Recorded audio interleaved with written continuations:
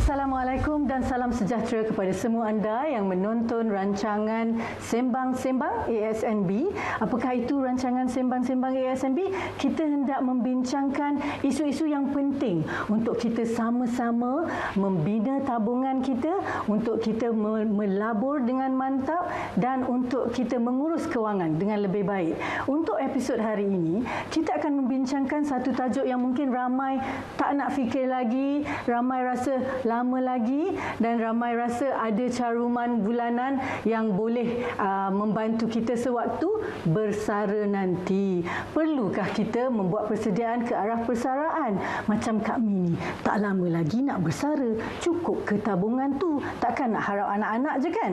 Untuk itu, kita bersama dengan tetamu jemputan kita, Profesor Madya, Dr. Ahmad Razman bin Abdul Latif dari Putra Business School. Prof, ya? Assalamualaikum. Apa khabar, Prof? Waalaikumsalam. Sihat, Prof? Alhamdulillah, terima kasih atas jemputan. Terima kasih bersama kami. Jadi Prof, tolonglah beri bimbingan kepada kita ni semua ni. Macam mana kita nak membuat persediaan ke arah persaraan yang lebih selesa. Cukupkah caruman KWSP yang bulanan tu ataupun pencen yang mana yang bertuah ada pencen tu cukup ke, Prof? Ya, Amy, kalau kita sebut saja KWSP, sinonim dengan persaraan dan memang majoriti mereka yang bekerja swasta, bekerja sendiri, e-hailing dan sebagainya, mereka memang ada yang memang kena wajib untuk mencarum dan ada yang digalakkanlah untuk mencarum di dalam untuk menyediakan mereka bagi persaraan. Dan kalau kita lihat purata umur rakyat Malaysia mengikut statistik Jabatan Perangkaan Malaysia, purata umur rakyat Malaysia ni sebenarnya 75 tahun. 75. Tetapi kalau perempuan 79 tahun. Lelaki lagi lama ni, Prof. Sebab apa? Lelaki 72, kita orang mati cepat. Jadi perempuan hidup lama. Tapi kita kena tengok situasi itu. Kalau 75, apabila kita bersara 55, 20 tahun kita akan hidup lagi lah selepas bersara itu. Lama, Prof. Lama itu. Adakah kita nak kena bekerja ni, lepas bersara kerja juga lagi ni? Ya, dan disebabkan itu jugalah kita lihat KWSP ada menetapkan simpanan asas. Dia kata kalau boleh dia nak mereka yang bersara itu mempunyai 240,000 apabila mereka bersara. Okey. Jadi anggaran mereka ialah sebulan sekurang-kurangnya ada RM1,000 untuk selama 20 tahun dalam persaraan itulah.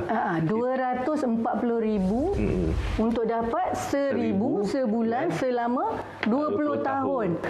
Cukup ke tu, Prof? 1,000 sebulan. Itu kalau kita tengok satu lagi statistik lah bahawa di bandar-bandar besar seperti Kuala Lumpur memang tak cukup. 1,000 kan, Prof? Mungkin ke 3,000 minimum. Dan itu kalau kita hidup hingga 75, bayangkan kalau kita lepas ni hidup hingga 85, 95. Jadi memang secara ringkas je lah, memang tidak cukup. Tidak cukup. Dan satu lagi kita kena faham, ramai juga satu daripada dua ahli KWSP apabila mereka dah dapat duit segedebuk tu habis dalam masa 5 tahun. Dan Prof, masa tu anak-anak nak kahwin kan, nak pergi haji, nak beli banglo semua kan, Prof? Ataupun dia pun nak kahwin balik kan, kita tak tahu. Jadi kita kena faham bahawa hanya melabur ataupun menyimpan mencarum di dalam KWSP ini tidak cukup untuk hari persaraan.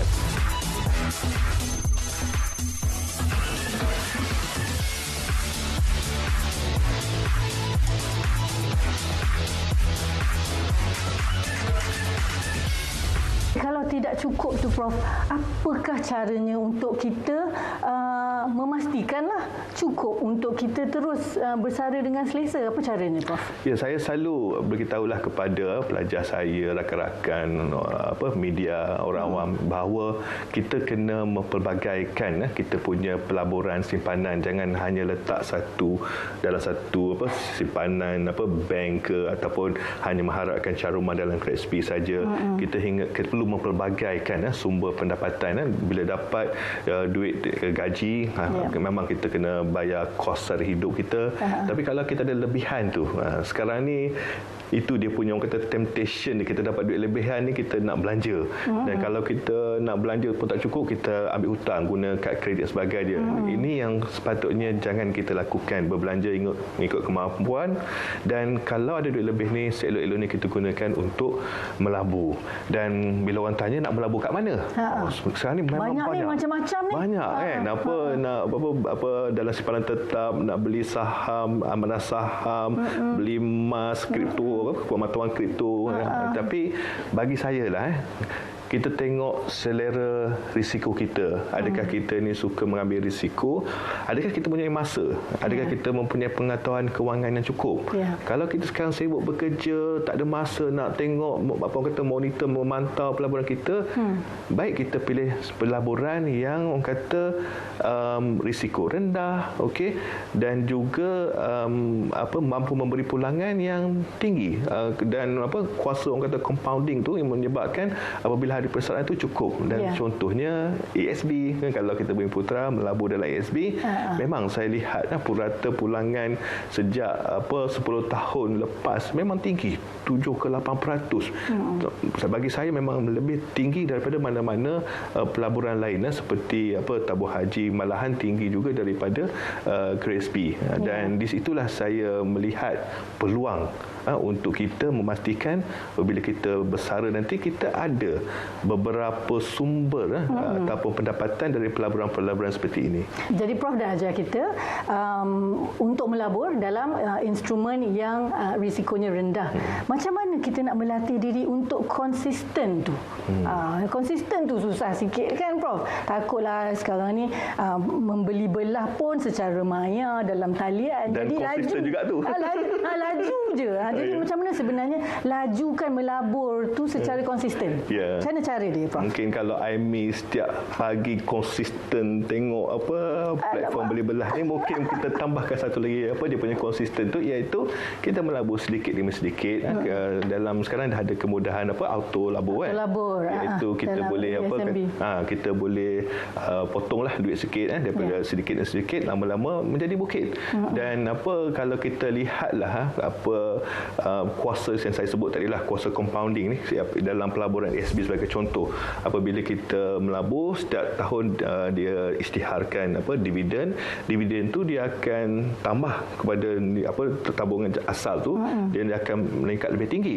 Satu contohlah Amy, kalaulah kita ni baru saja mula bekerja dan kita katakanlah umur kita masa tu 25 lepas habis universiti, kita ada 30 tahun lagi sebelum kita bersara.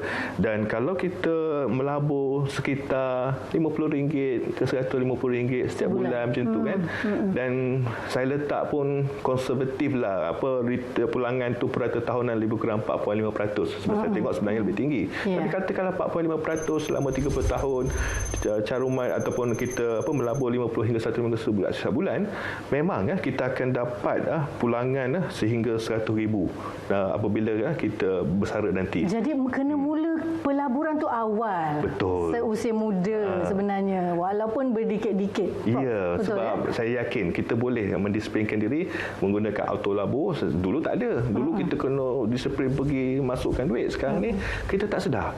Dan lama-lama kita tengok, wow, ini sudah jadi orang kata bekalan yang cukup untuk kita bersara nanti. Begitulah tadi. Banyak lagi sebenarnya tips-tips, tapi saya rasa saya kena minta Prof rumuskan saja untuk kita ingat macam mana kita nak membina tabungan supaya dapat bersara dengan selesa untuk topik kita hari ini. Prof, silakan. Ya, kita sebagai individu, kita kena fikir juga diri kita. Walaupun kita kata mungkin apabila kita bersara, kita nak sentiasa sihat, mampu menjaga diri sendiri, tetapi ini bukan realiti. Kadang-kadang kita akan ditimpa musibah, mungkin kesihatan kita tidak berapa baik, mungkin anak-anak kita pula pun mungkin tak dapat membantu kita kerana mereka pun ada masalah sendiri. Jadi kita kena berdikari, kita kena ada simpanan yang cukup untuk menjaga diri kita sendiri. Jangan harapkan sesiapa yang lain untuk membantu kita, diri kita sendiri kena bantu. Dan kita kena mulakan daripada sekarang. Kalau kita muda, mulalah melabur pada usia muda, sedikit demi sedikit supaya kita mendapat pulangan yang cukup. Tapi kalau kita dah pertengahan umur, maka kita boleh gandakan sedikit pelaburan itu supaya pelaburan itu pun cukup juga untuk kita apabila kita bersara nanti.